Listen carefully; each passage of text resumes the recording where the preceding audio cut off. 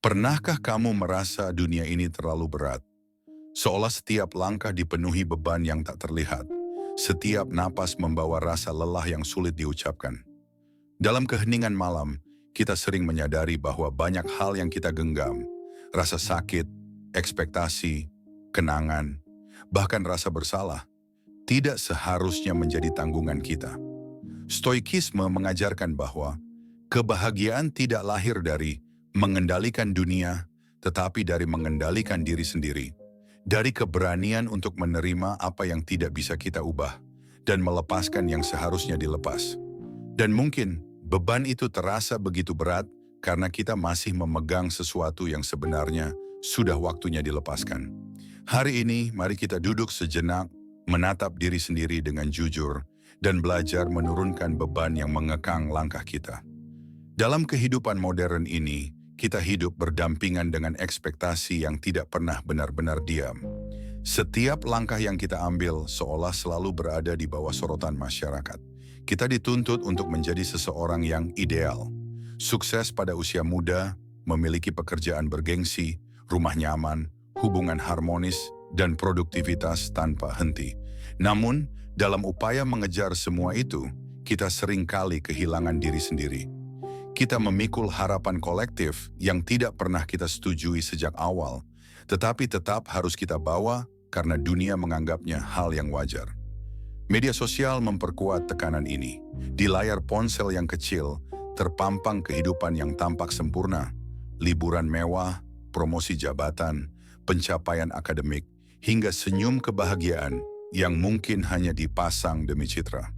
Kita dipaksa untuk percaya bahwa kita tertinggal, tidak cukup berhasil, tidak cukup bahagia. Kita berusaha mengejar standar yang dibentuk oleh mata digital yang selalu melihat dan menilai. Ada rasa takut menjadi berbeda. Ada rasa malu ketika tidak sesuai standar yang masyarakat tetapkan. Ekspektasi sosial hadir dalam berbagai bentuk. Dari keluarga yang menuntut kita mengikuti jalan hidup yang mereka anggap terbaik, hingga lingkungan kerja yang memaksa kita produktif tanpa henti.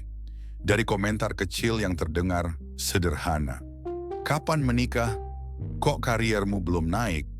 Kok belum punya apa-apa di usia segini? Hingga pandangan merendahkan terhadap mereka yang memilih jalur hidup alternatif. Semakin kita berusaha memenuhi semua ekspektasi itu, semakin berat hidup terasa. Kita mungkin tersenyum di hadapan orang, namun diam-diam menanggung beban yang tak terlihat. Ironisnya, sebagian besar ekspektasi itu tidak pernah benar-benar memberikan kebahagiaan. Bahkan ketika kita berhasil mencapainya, seringkali rasa puas hanya sekejap. Kita seperti sedang mengisi wadah yang tak pernah penuh. Di titik inilah kita mulai bertanya, untuk siapa sebenarnya kita hidup? Untuk diri sendiri atau untuk validasi yang fana? Mungkin dunia terasa berat karena kita terlalu keras berusaha untuk menjadi versi diri yang orang lain inginkan. Kita takut mengecewakan, takut ditinggalkan, takut tidak diakui. Namun, apakah semua ketakutan itu pantas mengorbankan ketenangan batin? Ada saatnya kita harus berani berkata cukup, berani menurunkan beban yang tidak lagi masuk akal untuk dipikul. Melepaskan ekspektasi sosial bukan berarti berhenti berkembang. Justru, dengan itu kita memberi ruang bagi jati diri kita untuk bernapas. Kita belajar menghargai pencapaian kecil yang lahir dari pilihan sendiri. Kita memahami bahwa tidak mengikuti standar orang lain bukanlah kegagalan, melainkan bentuk keberanian. Pada akhirnya, hidup bukanlah perlombaan yang ditentukan oleh siapa yang paling cepat mencapai garis akhir.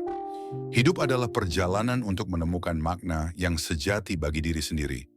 Dan terkadang, keputusan paling bijak adalah melepaskan hal-hal yang tidak lagi berkontribusi pada kebahagiaan kita. Karena jika dunia terasa berat, mungkin bukan karena kita lemah. Mungkin karena kita masih mengangkat ekspektasi yang seharusnya sudah kita lepaskan. Di tengah hingar-bingar kehidupan modern, hubungan manusia menjadi salah satu hal yang paling paradoksal. Kita hidup pada era yang menawarkan kemudahan berkomunikasi, namun banyak dari kita justru merasa semakin kesepian. Dalam rasa takut akan kesendirian, itulah kita seringkali bertahan dalam hubungan yang sudah tidak lagi membawa kebaikan. Kita memegang erat sesuatu yang mulai melukai, seolah melepaskannya adalah bentuk kegagalan. Padahal, bisa jadi justru mempertahankannya adalah yang membuat hidup terasa semakin berat. Hubungan yang toksik tidak selalu ditandai dengan teriakan, kekerasan, atau pengkhianatan yang nyata. Terkadang, ia muncul dalam bentuk yang lebih halus dan sulit dikenali. Kontrol yang dibungkus perhatian, kritik yang disamarkan sebagai kepedulian, manipulasi emosional yang dianggap sebagai tanda cinta. Kita perlahan kehilangan diri sendiri tanpa kita sadari. Batasan yang dulu begitu jelas, kini kabur di bawah dalih pengorbanan dalam cinta. Di sisi lain, hubungan yang tidak lagi sejalan pun menjadi beban yang tak kalah beratnya. Manusia tumbuh dan seiring pertumbuhan itu, arah hidup bisa saja berubah. Namun kita seringkali memaksa diri untuk tetap berjalan beriringan meski tujuan tak lagi sama. Kita bertahan karena sejarah, karena rasa familiar, karena takut memulai lagi dari awal. Kita terlalu fokus pada masa lalu hingga melupakan masa depan yang seharusnya bisa lebih baik. Media sosial juga memainkan perannya dalam mempertahankan hubungan yang menyakitkan. Banyak orang enggan mengakhiri hubungan karena takut penilaian publik, takut menjadi bahan gosip, takut dianggap gagal, takut terlihat tidak bahagia. Lingkungan sekitar seringkali ikut memberi tekanan dengan tuntutan untuk selalu mempertahankan hubungan apapun kondisinya, seolah mengakhiri berarti menyerah. Padahal, terkadang melepaskan adalah satu-satunya cara untuk menyelamatkan diri. Tidak jarang pula kita memikul rasa bersalah yang berat. Kita berpikir bahwa jika kita pergi, kita akan melukai hati seseorang. Kita lupa bahwa hati kita sendiri pun punya hak untuk terlindungi. Kita lupa bahwa cinta bukan hanya bertahan, tapi juga tumbuh. Jika hubungan hanya menyisakan luka tanpa ruang untuk bahagia, maka ia bukan lagi tempat untuk menetap. Dalam hubungan apapun, baik percintaan, pertemanan, maupun keluarga, kita patut bertanya, masihkah hubungan ini menumbuhkan diriku? Ataukah aku hanya menjadi seseorang yang berusaha keras agar semuanya tetap tampak baik-baik saja? Menjaga hubungan bukanlah tanggung jawab satu pihak. Jika hanya satu yang berjuang sementara yang lain sekadar menjadi beban, maka tidak ada lagi keseimbangan di dalamnya. Kita sering lupa bahwa mencintai diri sendiri adalah bagian terpenting dari setiap hubungan. Sebab bagaimana kita bisa mencintai orang lain jika kita sendiri terus terkikis?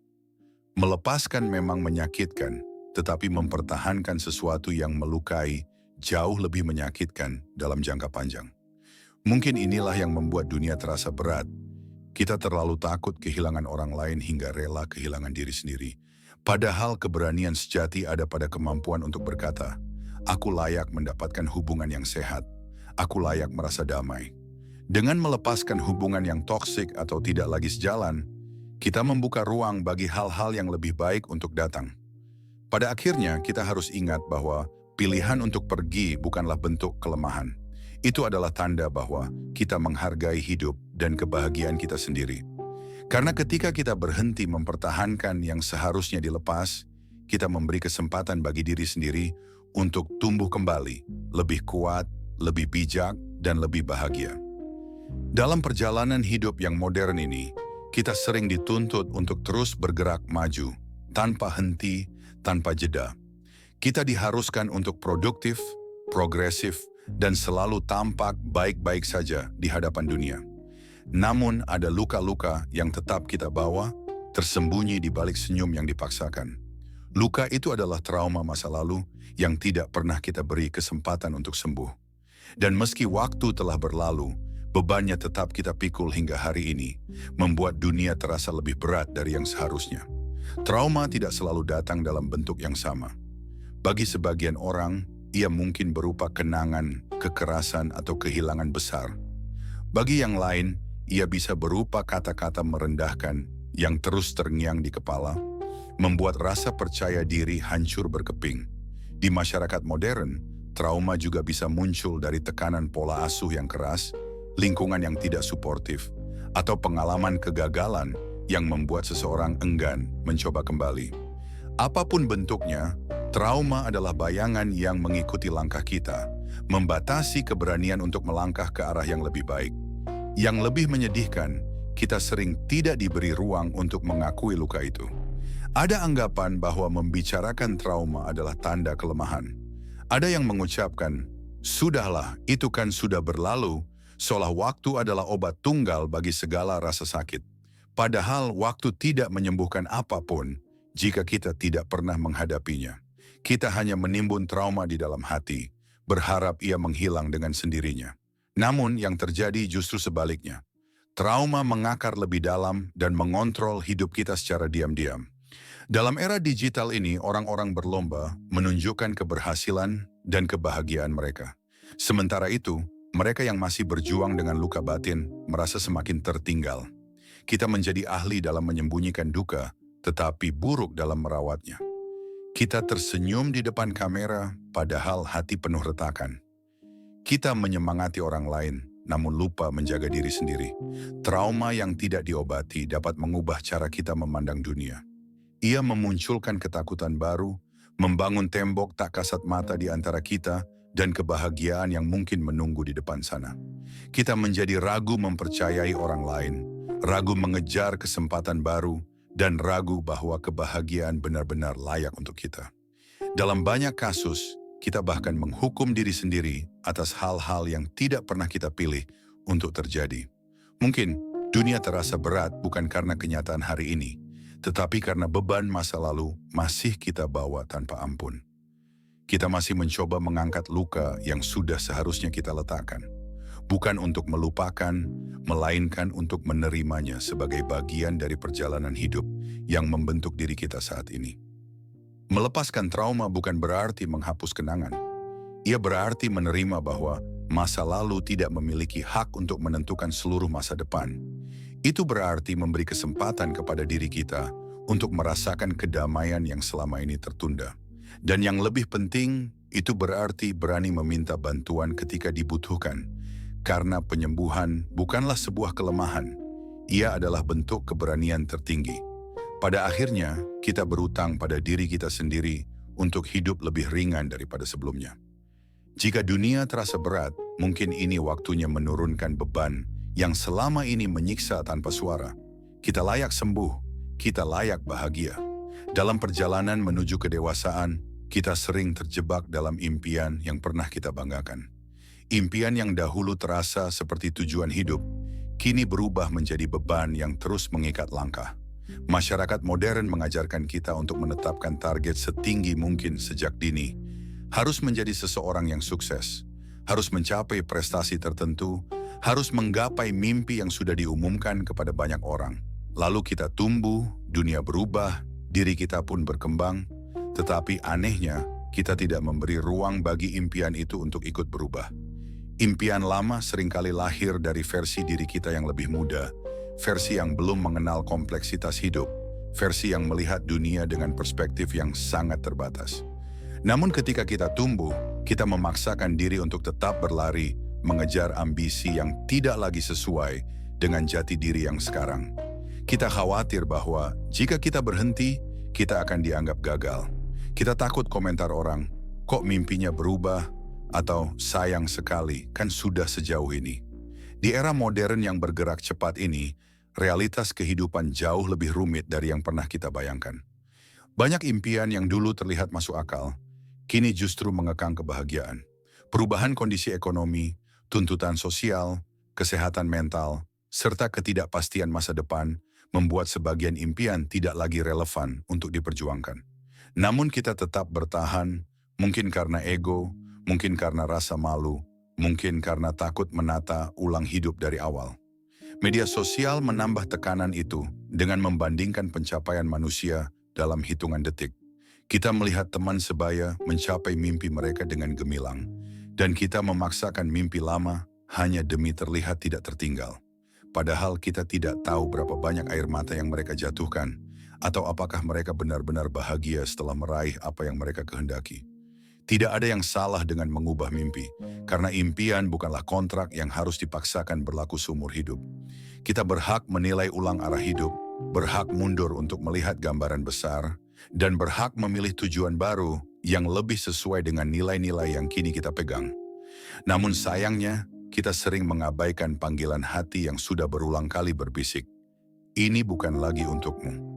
Ketika kita tetap bersikeras mengejar impian yang sudah kehilangan makna, kita malah menjauh dari kesempatan baru yang seharusnya bisa kita raih. Kita memikul beban yang tak lagi layak dipertahankan, seolah melepaskannya akan membuat semua usaha selama ini sia-sia. Padahal keberanian untuk berubah bukanlah kegagalan. Itu adalah tanda kedewasaan. Tanda bahwa kita telah mengenal diri sendiri lebih jauh daripada sebelumnya. Mungkin dunia terasa berat bukan karena hidup ini kejam, melainkan karena kita tidak mengizinkan diri berkembang bersama waktu. Kita masih mengikat langkah pada versi diri yang sudah lama berlalu. Kita lupa bahwa hidup bukan garis lurus yang terencana sempurna. Hidup adalah rangkaian penyesuaian, pembelajaran, dan pembaruan. Melepas impian lama bukan berarti menyerah. Itu berarti memberi diri kesempatan untuk melihat kemungkinan yang lebih indah, yang lebih sesuai, yang lebih jujur terhadap hati. Dan ketika kita berani melakukannya, beban yang selama ini menekan dada akan perlahan menguap bersama semua ekspektasi yang tak lagi memiliki tempat dalam hidup. Pada akhirnya kita harus ingat, impian sejati bukanlah yang sekadar membuat kita bangga di mata orang lain, tetapi yang mampu membuat kita merasa utuh sebagai manusia. Jika dunia terasa berat, mungkin karena kita masih mengejar impian yang seharusnya sudah kita relakan, agar kita bisa menemukan mimpi baru yang benar-benar membuat kita hidup. Di zaman modern ini, kita hidup dalam realitas yang dipenuhi dengan tuntutan sempurna. Kesempurnaan seolah dijadikan sebagai standar minimum, bukan lagi pencapaian tertinggi. Setiap langkah harus tepat, setiap hasil harus mengesankan, dan setiap kegagalan bahkan yang paling kecil sekalipun dinilai sebagai kelemahan. Tanpa kita sadari, kita terperangkap dalam pola pikir perfeksionisme yang secara perlahan menguras tenaga, kebahagiaan, dan harga diri kita. Kita ingin tampil tanpa celah, baik dalam pekerjaan, pendidikan, penampilan fisik, bahkan dalam bagaimana kita menjalani kehidupan sehari-hari. Kita ingin selalu terlihat hebat di mata orang lain, dan ironisnya, juga di mata diri sendiri. Namun ketika kita terikat oleh tuntutan kesempurnaan, kita tidak benar-benar hidup. Kita hanya berusaha bertahan agar tidak jatuh ke dalam jurang penilaian manusia. Media sosial memperparah keadaan ini.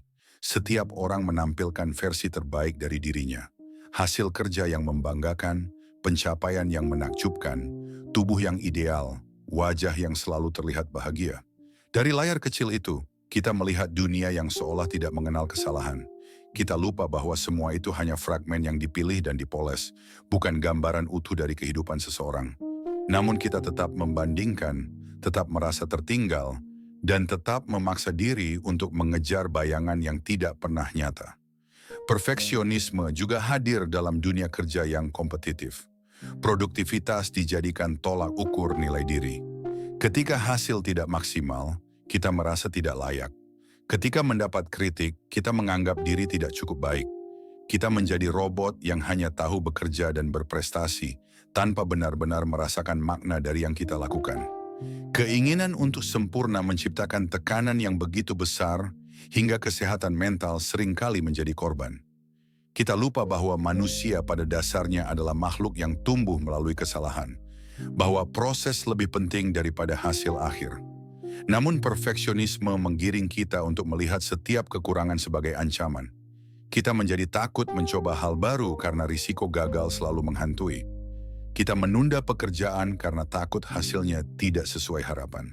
Kita menghabiskan waktu terlalu lama untuk memperbaiki hal kecil yang sebenarnya tidak akan mengubah banyak hal.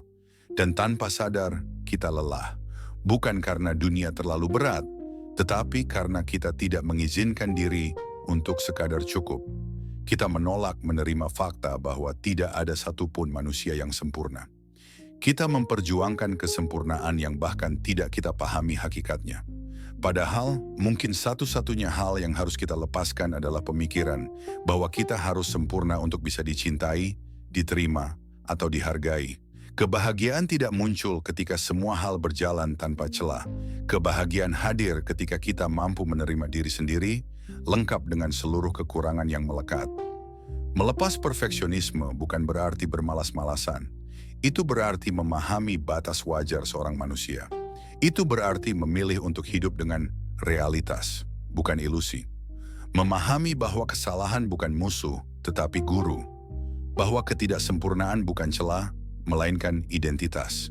Mungkin dunia terasa berat karena kita masih mengangkat standar yang tidak pernah bisa benar-benar kita capai. Kita memaksa diri terbang terlalu tinggi, padahal sayap kita butuh waktu untuk beristirahat. Mulailah memberi ruang untuk kelonggaran. Izinkan diri merayakan pencapaian kecil. Dan yang terpenting, izinkan diri untuk sesekali gagal tanpa harus merasa hina. Karena pada akhirnya, manusia bukan untuk menjadi sempurna. Manusia diciptakan untuk bertumbuh. Dan pertumbuhan itu pasti melibatkan kesalahan yang indah di dalamnya. Di era modern ini, kita hidup dalam lingkaran yang tak pernah berhenti berputar. Semakin banyak kita miliki, semakin besar pula keinginan yang muncul.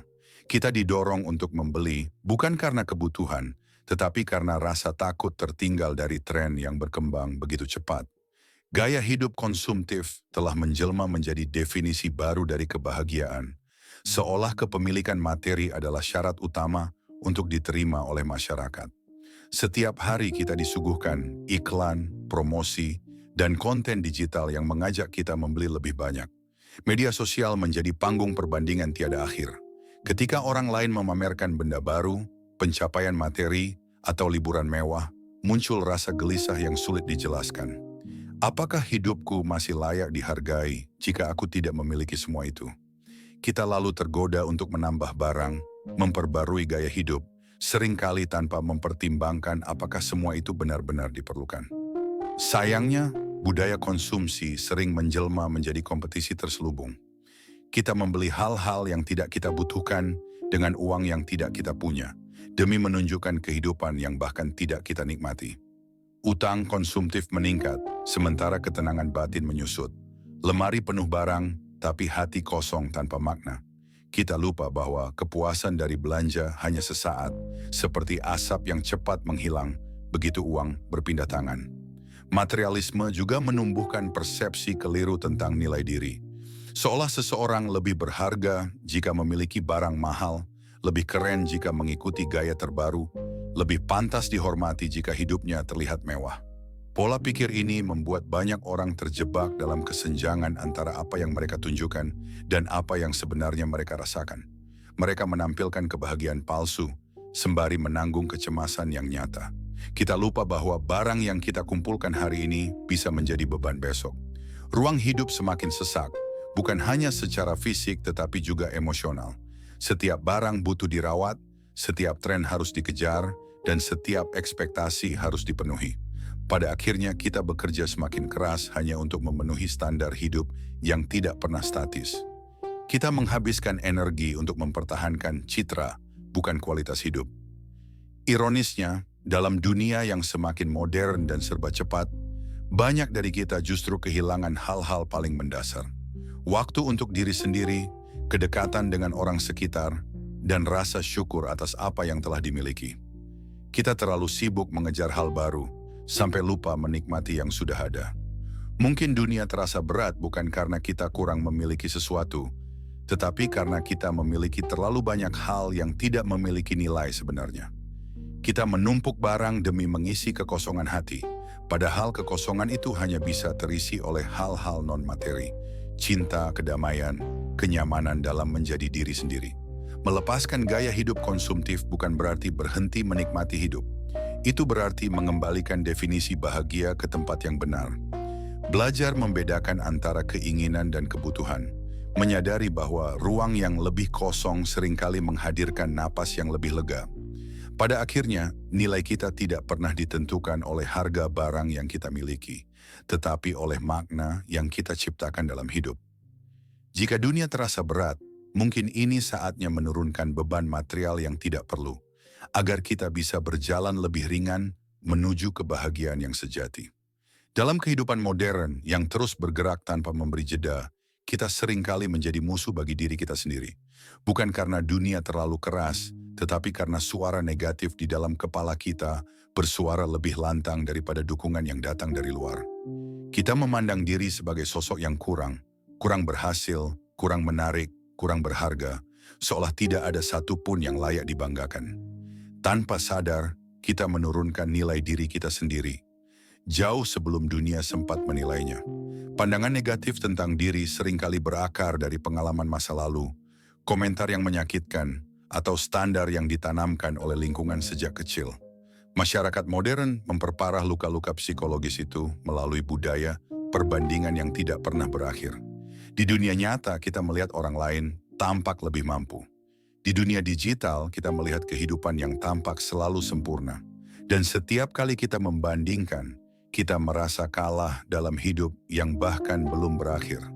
Media sosial memaksa kita untuk menampilkan sisi terbaik, tetapi justru menjadi cermin yang memperlihatkan betapa kita merasa tidak cukup. Kita menilai diri melalui angka, jumlah likes, komentar, followers, atau validasi digital lainnya. Seolah penerimaan orang lain adalah definisi dari eksistensi kita.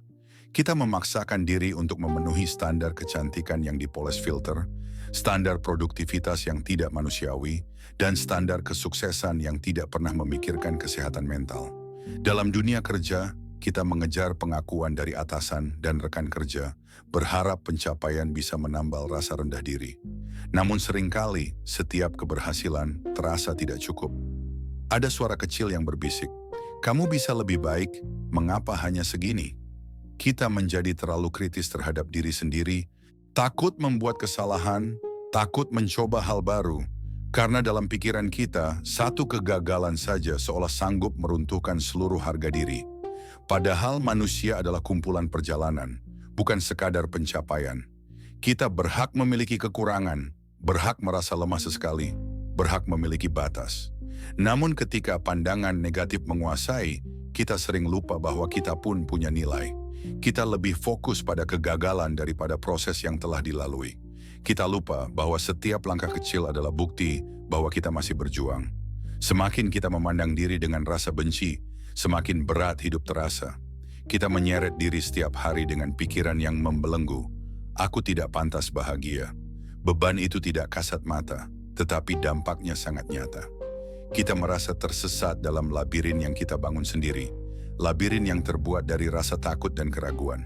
Namun melepaskan pandangan negatif bukan berarti mengabaikan kelemahan diri. Itu tentang menerima bahwa kita manusia yang terus belajar. Bahwa kesalahan bukan pintu ke kehancuran, tetapi jembatan menuju kebijaksanaan. Bahwa kebaikan tidak hanya diperuntukkan bagi orang lain, tetapi juga bagi diri sendiri. Mungkin dunia terasa berat bukan karena hidup begitu kejam, melainkan karena kita menilai diri terlalu keras. Kita membawa opini buruk tentang diri kemanapun kita pergi, seakan itu satu-satunya kebenaran.